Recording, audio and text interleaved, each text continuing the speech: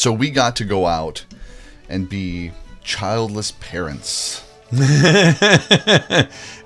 the days of the Renaissance. Mm-hmm. Yeah, which is something you dream about as a grown up, that you will be abandoned at a mall But to your fend children for yourself for hours on end. There's no crying. Yeah. There's no looking for help. There's no desperate need for being reunited. No, all there is just, can this last forever? And we did that at the Renaissance Festival. Yeah, it was really awesome. It was really great. Lots of states have Renaissance festivals. The Minnesota Renaissance Festival is touted as one of the best in the country, and we're lucky it's in our backyard. Yep, one of the biggest and best. You really do get transported. I mean, they have like buildings, and you're like walking down these alleyways, and you're waiting for Harry Potter to fly by. Harry Potter was not in the Renaissance. Yes. No, he wasn't. Yes, well, he was, but nobody wrote about it because to get there, they were like all hidden because, we're all muggles. How did you go from Renaissance Festival to... That's okay. It's fine. I think it's great. I saw Harry Potter there. Did you really? Mm-hmm. Yeah, and Tinkerbell and Peter Pan. There's like all kinds of crossing over. It's like a vortex of creative geekdom. It is. Yeah, it really was really wonderful stuff. And as much as I've gone for years, being the actor geek that I am, I go to any Renaissance festival I can get my, no matter where in the country I was, I tried to find one. But I don't know if it was that we enjoyed ourselves so much more than the fact that we were without our children for an entire day. Yeah. And we're able to walk past things like rides and petting zoos and ponies. Just walk past them, or clutching our cigars. Stop and look at it, Or I was able to smoke a cigar. I can't smoke a cigar again around your kid. Right. We were drinking all day, smoking cigars. In fact, even like we could have not been at the Renaissance Festival. Now that I think about it, yeah, it could have been all happening in your basement. Maybe I think well, I do have that whole thing to put up the green screen and we dance around. Maybe it was a weird trip. Big hats, but nonetheless, it was good. Well, and it's contagious, because it's like there's performers everywhere that are just either interacting with people that are walking by or on a stage, and it gets contagious. Like there were these two gals that walked past us, and we were taking selfies. Yeah, and because we love the way we look. Well, because we have to put up different pictures of ourselves doing interesting things to actually make anybody want to watch the show. Yeah, and we really pick the interesting things that only a small group of strange people would think are interesting. Exactly. So welcome to it. Festival. Welcome to the Bill and Jason Show. I'm Jason Jones, and that's I'm Bill strange Hermann. Bill Hermann. Hi. And we we were taking a selfie. And so we were taking a selfie, and these girls say, "Hey, would you like us to take that for you?"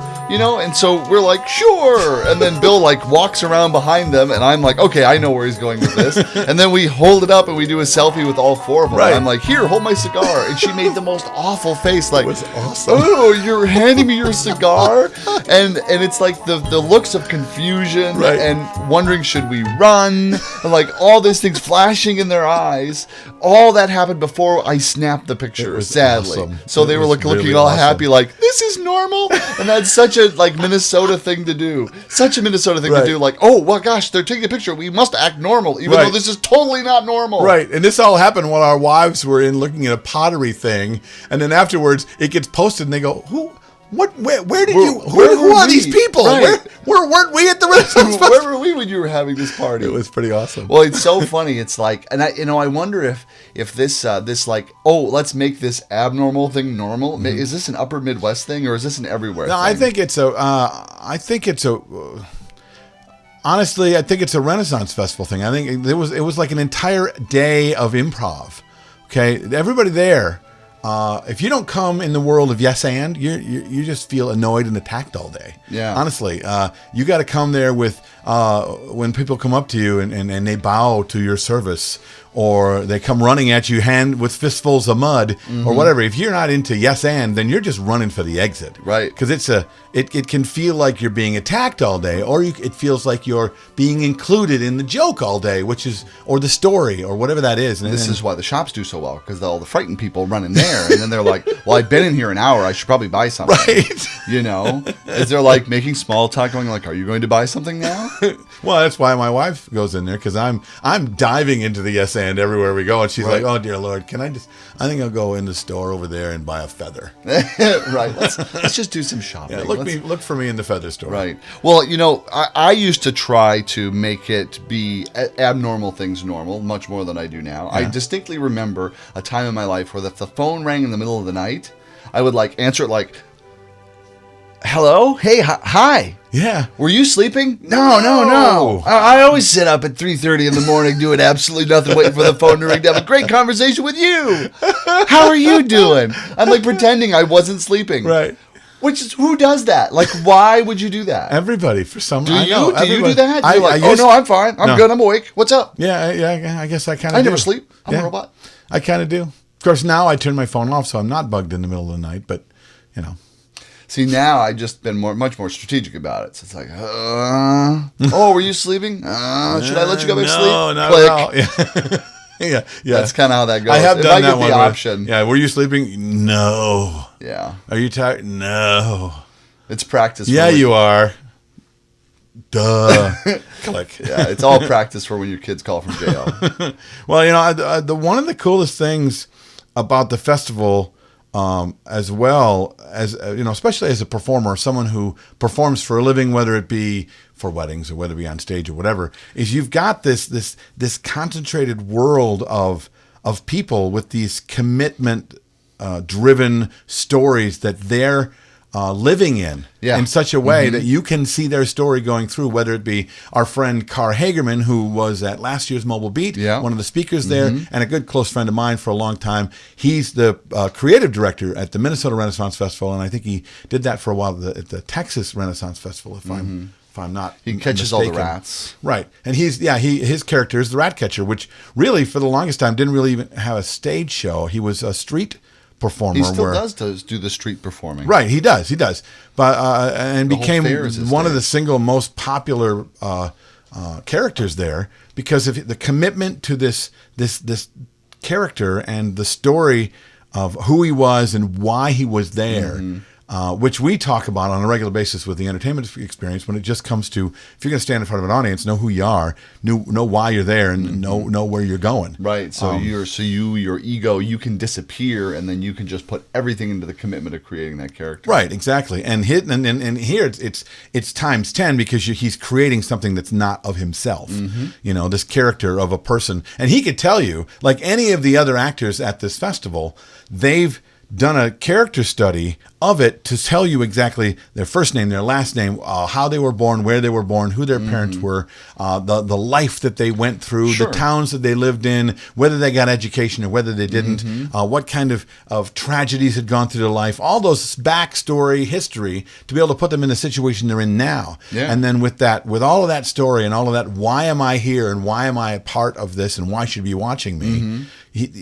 Carr was beautiful at it because he was mostly, when he's doing street, was a non-talking act. Yet within 5 minutes of him starting to do something in a mud puddle in the middle of the street that people are trying to avoid, now people are actually standing in the mud puddle trying to get closer to him to see what he's doing before he begins his entire thing. And it's magical to watch. And because he's the creative director, he has mentored a lot of those performers along that same path. And so one of the best things about the whole festival for me are the stage acts and the street performers. Yeah, very cool. One of the stage acts that we saw that was really memorable, really fun, really stood out, unique, and brilliant in how he handled the audience with his difficult act. And very difficult, it was just difficult for the audience to handle when I say difficult act. And his name is Sir Arthur Greenleaf Holmes. Correct. And you can, there's a link, you can look at there's a link below that you can click and check out his website. You can't find it, it's easy to spell, ArthurGreenleafHolmes.com. But he basically does dirty poetry.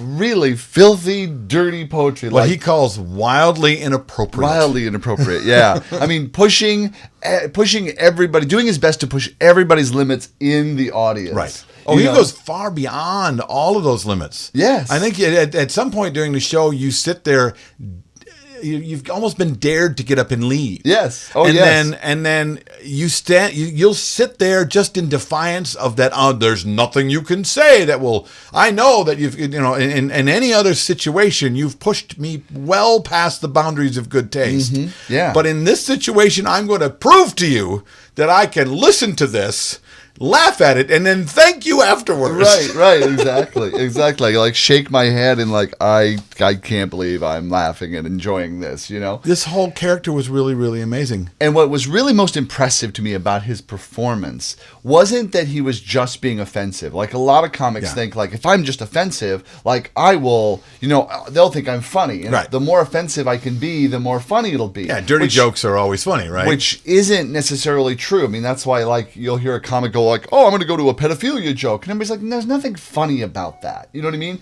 But they're trying to put it together that if I'm just that offensive, then it will equal being funny and laughs. And it doesn't. And what he did really well is like he would push with his poetry, like the audience. And it was real poetry. It wasn't making things up. You can tell he had sitting down and written this in a very, he's an actual poet. You can tell that he writes really, really well. Anyway. Yeah. He's not one of these poets that just like steal from other dirty poets. Dirty word. Write stuff. And it wasn't, there was no limericks. No, it was. The limericks would have been fun. Yeah, it was crafted really well, and he would push the audience to the point of like, okay, that's too much. Like you could just feel the stomach kind of collectively turn in the audience, and then he would pull back. But then they would applaud it. And he would pull back then, and he'd be like, too much. He'd give the audience a moment to breathe. Are we okay? Are we okay? And everybody's like, okay? Oh, which is that you have to release that tension. And that's how he was able to hold everybody for the whole half-hour show. Well, that was to indulge in all of this dirty poetry. And I agree that line, that are we okay? That little committed line helped and was part of it. But I'm really convinced that it was more the commitment to what he was doing and why he was doing it. It wasn't just line up to hear something naughty. It wasn't. Okay, that was part. I mean, he came right. It was right out there in the title of what he was about to do. He came right out before he began and said, "This is what I'm going to do." He came right out and said to everyone, "Okay, if you're here with children, you're making a horrible life choice for you and your children." If in fact at any given, I'm not going to shame anybody. Actually, he says, if anybody gets up and leaves, we're going to applaud your good choices and you'll find judgment, yes. And we're going to thank you for that. So he made it okay for you to be there, and it made it okay for you not to be there. Well, and that made him likable, too. Very likable. You know what I mean? Like, I'm not here, like, I'm not doing this to upset you. Right. I'm doing this because it's fun, and it's what I do. And if you would like to enjoy it, too, then there's seats here we go. Right. Yes. And he would go, and he would do this kind of ebb and flow with the audience, which is what made it really entertaining and engaging, and it really made it work and made you really like him as a performer and enjoy the whole performance that was created. And I probably would have liked it less if he would have kind of ebbed and flowed too with like, okay, he came out and said, this is going to test every limitation of any good taste you have. Mm-hmm. It is literally called Wildly Inappropriate Poetry of Arthur Greenleaf Holmes. So what are you expecting? And I've seen people do stuff like that, and then they'll kind of tip their toe in the water, and then they'll back off and they'll watch the audience. If they react a different way, well, I'm not going to be as committed now to what I just did. I mean, a comedian who goes on stage and starts working blue and the audience turns on him, mm-hmm. he's going to go, oh, geez, I'm sorry for working blue. Let me back up. He didn't do that. And not only did he not do that and stayed committed to what he had created and what he was about to do for that 45-minute show, but he kept everybody there. I mean, they were there. The front row was full of blue-haired ladies mm-hmm. One of them was a teacher, okay, an English professor. Oh yeah, because English professors are never into anything dirty. It was, I saw my grandparents up there. My mm-hmm. grandparents, who I wouldn't take to an R-rated movie and sit next to, okay, are in there and they're up front, mm-hmm. okay, and he kept reminding them, and they were having a great time. They were watching. You could see they were studying what was created and then the commitment behind it. It was really cool. Well, and what you're describing is that he wasn't trying to please the audience. No. He wasn't there like, I'm not here to please you. I'm here to do my thing, which I believe will entertain you. Right. And he did that, and that's where the commitment comes in. And that's where, if you look at it by doing any other kind of event, where you go in identifying like what are you committed to. Like if you're doing a wedding, what are you committed to for your couple is to create this experience for their guests. Committed to for your couple, committed to for the audience, committed to for the people paying you, for the facility. Who are the people you're committed to pleasing if in fact that's what you're doing? Right. So if at any time someone's displeased with that commitment, they just have to deal with that. Right. And you can do your best to help them make it okay, but ultimately it's really up to them to deal with as you stay committed to that. And there's a wide swath of difference, I think, between Arthur Greenleaf Combs' way that we're talking about and what we would do in a wedding. We're distinguishing pleasing the audience versus staying committed to your characters. Right. Well, and staying committed to your client around pleasing them, too. I mean, you are going to, it's almost like saying, well, if they're not dancing, stay committed. Well, no, not necessarily. Because if the commitment really was to get them to dance, then now you're moving around your genres and working the room in such a way to get people on the dance floor. So you're not giving up on your commitment, on the commitment of what you like or what you came to do. Your commitment now is broader than that. His commitment was also to please the audience. To distinguish, though, what I mean by pleasing. When you're pleasing, it means you're trying to get them to like you and like what you're doing. So you're always checking in, like, do they still like me? Do they still like me? So you're constantly checking in for that, which that will take you down a road of ruin, which is like what we talked about. When you're the dance floor of only the three teenage girls who are the only ones requesting and the only ones dancing. So those are the ones I'm pleasing. So I should stick to that. You're pleasing everybody that requests a song of you, even though you know they don't work. And you're like, this night is going horrible because I'm playing all these terrible songs, but I have to please them when they come up, right? Versus being like, okay, I'll put that in where I can and make that work within the larger commitment of the celebration that you're trying to make. Well, so I just want to distinguish pleasing there. No, and I get that. And to speak specifically to that, I talk to a lot of guys who go through that. It's like, okay, then I do and I do and I do. Everybody goes through that. The thing that can really help you to make that easier too, though, is to have a committed conversation with your client. Like we're talking about brides and grooms. Sit down with the bride and groom who's going to give you that list of songs that are just horrible. First of all, get that list well ahead of time so you can sit down with that list. I mean, and a lot of guys are afraid to do this. Sit down with that list, look across from your client and say, this is good. People will dance to this. I don't have a problem with that. But Pink Floyd, honestly, nobody really dances to Pink Floyd. People smoke weed to Pink Floyd. They don't really, I doubt that's going to work. Or Washington, that could work. I'm saying, or a medical facility here in Minnesota. Or a medical facility, right? But so to be honest, because a florist will tell you if you're getting flowers out of season, what a bad idea it's going to be to bring it into the cold of Minnesota in January. They're honestly going to tell you you're making a poor. I mean, I'll do it for you.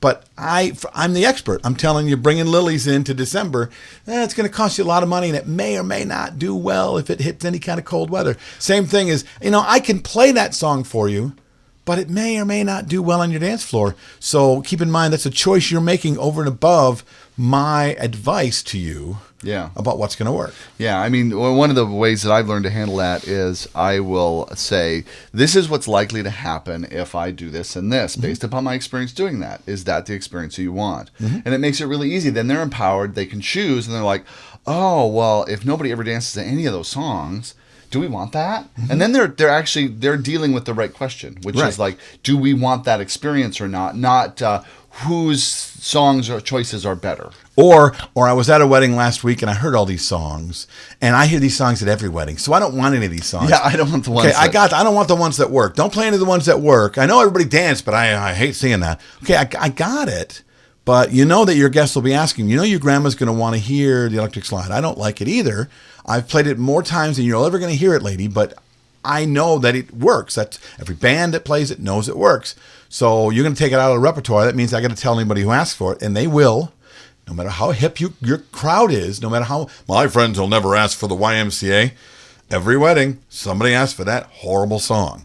Now, it's easier for me to say, the bride and groom asked me to avoid that song. I'm sure you understand. But if I get people pushing for it, then what do you want me to do? Keep telling them no and blaming it on you? It's a conversation. And then, and to bring it all around having that conversation of pleasing, and have that conversation of making sure the audience knows what they're going to get.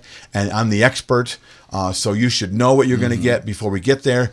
That's exactly what the best performers that we saw at the Renaissance Festival did before they began their act. Whether it be blue, whether it be not so blue, no matter what it was, if you were sitting down around, this is what you should expect. You're going to gasp. Right. You might be surprised. You're going to laugh. You're going to cry. Are you in? This is what we're going to do. Yeah, it's the Are buy-in you time. in? And then when you decide, you make that, like you said, powerful choice to be in.